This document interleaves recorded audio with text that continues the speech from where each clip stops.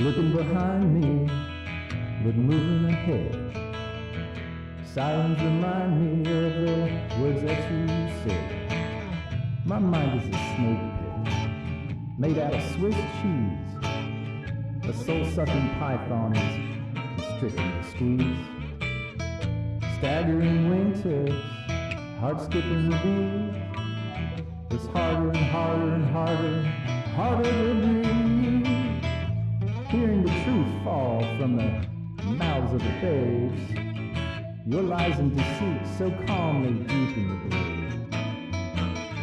And now it comes to it, the rent is past due.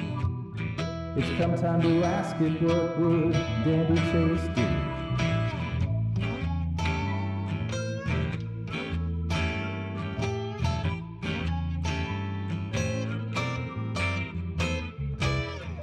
Somebody tell me, I'm begging you please. How tight am I tied and just how big is the squeeze on me? Oh, somebody tell me, just how big is the squeeze on me?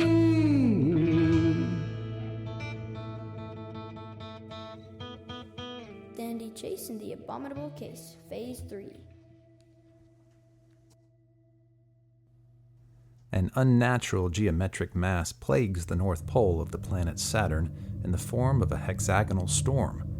The aberration has been met with multiple hypotheses since its discovery in 1981, but due to the length of a Saturnian year spanning approximately 3 decades to an Earthling, study of the anomaly is a slow-paced process.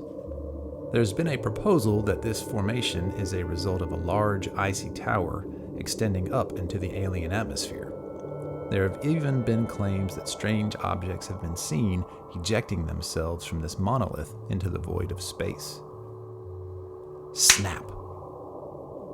Dandy Chase finds himself cloaked in the shadow of a looming black obelisk residing in a barren, rosy desert. There is a vetch of cracks interjecting the gloomy surface of the structure that an enormous ebony bagworm has slithered out from. The semi-erect cylinder dangles inches from Chase's face, giving a routine of shivers resembling that of a horse plagued by a swarm of flies. Snap!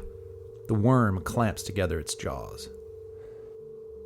Dandy feels frozen as he peers into the glassy orbitals of the Psychidae. There is a feeling of falling in place that washes over him, and within the deep, lifeless eyes of the creature, he can see what appears to be a galaxy form. A window, some sort of projection. Do his eyes project light? Are they a window as well? Meteors streak through the void and clamber through the silence like a mute pinball machine.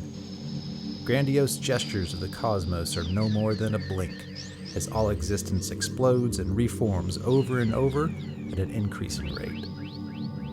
The show casts a strobing light onto Chase like a film projector. Snap! The insect claps together its rigid pinchers and the strobe increases in speed. Snap, snap! Chase's eyes begin to roll back, white, as the pace of the strobe excels further. Snap, snap, snap! Dandy Chase finds himself sitting on a bar stool drenched with sweat as he begins to vomit. Snap! The squeeze's fingers slam into one another in front of Dandy's face as he leans towards him in jerky, mechanical movements. That be to swill the perk thy gills, eh? What the? Hark, weary traveler, I be the big squeeze. The big squeeze is Yeah, I remember. Dandy wipes the spew from his mouth and remembers the woman in red. He can't seem to remember where he was last night, but knows he's on an assignment, and this is definitely turning out to be one of those big, smelly ones. Chase reaches into his coat pocket and fingers past the perfumed parchment and cold steel of the letter opener to remove a carved stone adhered to a golden, heavy anchor-link chain. Chase dangles the trinket in front of the big squeeze and begins his interrogation. What's this smell like to you? The squeeze's eyes somehow become even more defunct than their previous state, as small spasmodic rhythms retreat him further from Dandy's proximity. The squeeze pours himself a drink and sloshes it into some excuse for an orifice before he begins to speak. Fishy flesh and ocean decree, the smell it spoke a sea ye seek, of star reflect and lie and dream, seems to me that be the key. For sight unseen, form 6 in 3, upon a door is what ye seek, slotted hole in small relief, to slip thine stone and free the scene. But beware the beggar's plea, a heart of stone to match the fee, the one whom own she be the sting, to smite ye throat and smudge and break and beat. But if in ye dare ye destiny lie behind my door, there she be. The big squeeze lifts his arm, executed in a single digit, pointing over Chase's shoulder. Dandy spins about in his seat as a spotlight flicks on to expose an entryway he hadn't noticed before. Chase makes his way across the room and stands before a bespectacled door resembling a swirling atmosphere of clouds and fleshy tones. A carved wooden mustached face is looming atop the doorframe, gazing down at a small hexagonal portal. Dandy Chase ignores the feeling in his gut that any good detective can trust in a bind as he stares at the opening in the door. He can't seem to remember where he was last night, but he's almost certain he's on an assignment and the rent is past due. Chase slowly lifts the stone to the hole in the door. Dandy remembers the woman in red as he inserts the trinket precisely into the void and twists it like a key. Snap! Jesus fucking Christ, man. Close the goddamn door, you filthy bastard. You're late as hell, and it's a fucking shit show in here. Get these motherfuckers on and give me a goddamn hand, would you? Jesus fucking Christ. A humpback in a white lab coat slams 2 yellow polyvinyl chloride gloves into Dandy Chase's chest. The man stares up at Chase as he smacks and gnaws on his toothless maw, and a roaming lazy eye scans the periphery. Chase looks toward the direction of the amblyopia and notices a heaving and bloated miniature Shetland laying on the cold tile floor of the room. Jesus fucking Christ, man. Come the fuck on, would you? I ain't got all goddamn day. The humpback traverses across the room and in monotonous movements begins to bend his rigid knees like a rickety elevator stopping at each floor on the way down. Dandy's confused stare is interrupted as a rotary telephone mounted to the wall bustles loudly.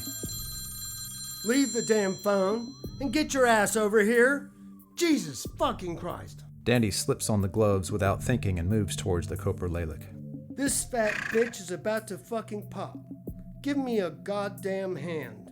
We have to get this motherfucker up on that shitty fucking table. The man gestures for Chase to go toward the rear of the bloated Shetland as he slides his hands under the quivering body. God! The phone rings again. They begin to lift the moaning patient from the floor. Fucking! The telephone buzzes once more. As they lift the body, a black, tarry substance releases it from the tile floor, retracting hair and skin on the way up. Damn it! The phone makes one last attempt as they slam the pony down onto a cold steel instrument table.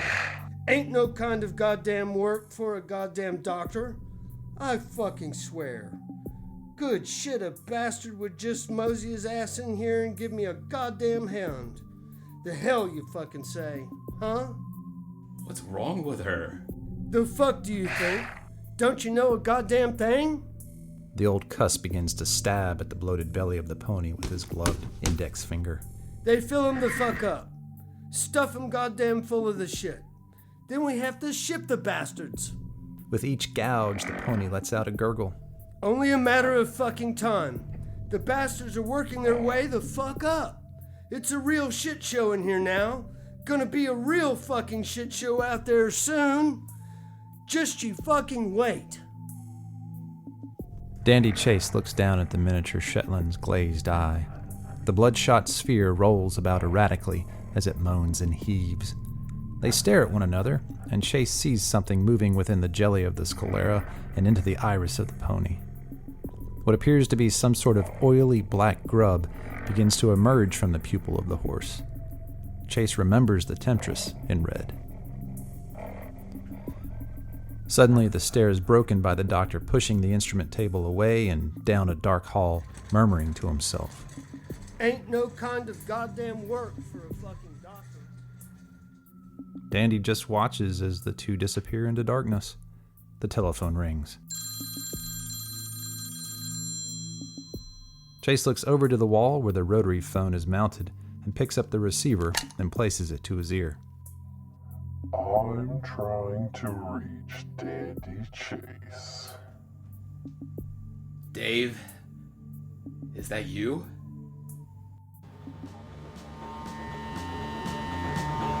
Dandy Chase in the Abominable Case, Phase 3. Written by Jerett Blake Offutt. Narrated by Rick Herrmann. Dandy Chase performed by Caleb Lee.